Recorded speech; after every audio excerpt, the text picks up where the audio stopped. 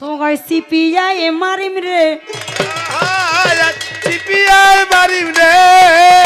ওই তুমি ফাঁকা জায়গা ঢুকাই নিবে সিপিআই মারিম রে একটু সাবধানে চলা যায়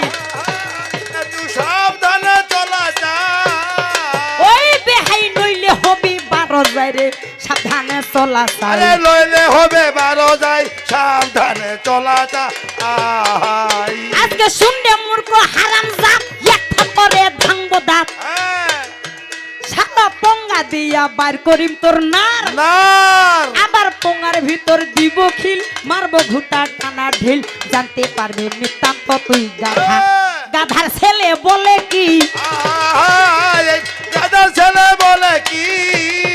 ওই এটার আন্দাজিতে কবিতারি গাধার ছেলে বলে কি আন্দাজিতে কবিতারি গাধার ছেলে বলে কি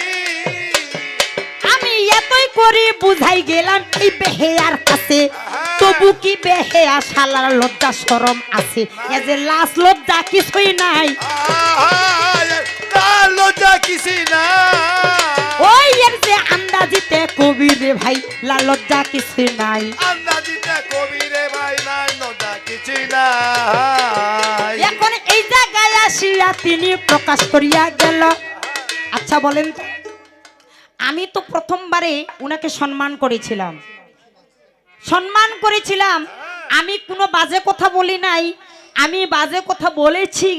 কি না বলি এই কথাগুলো উনাকে উত্থাপন করতে হবে যে আমার বেহানি যদি বলে কি বলেছিল না আমার বেহানি যদি বলে সে নাকি ছাড়বে না থামবে না ধর ধর এই আদি আয় ধর ধর আয় তোমার সিপিআই মারিম রে সিপিআই মারিম রে ওই তুমি ফাঁকা জায়গা ঢুকাই নিবে সিপিআই মারিম রে সিপিআই মারিম রে এই কাজল সরকারের নাম যেই সরকারে শুনে ওই 3 গ্লাস পানি পান করিয়া 9 গ্লাস মুতে মুতে তো গাইজ মুতায় ছাড়িম দাঁড়া হ্যাঁ তো গাইজ মুতাইয়া ছাড়িম রে আরে মুতাইয়া ছাড়িম রে ওই একটু হুশ করিয়া চলতে হবে মুতাইয়া ছাড়িম রে চলতে হবে মুতাইয়া ছাড়িম রে এই বেয়াদব খবরদার বাজে কথা বললে সরকারি হয় না এস যদি বলে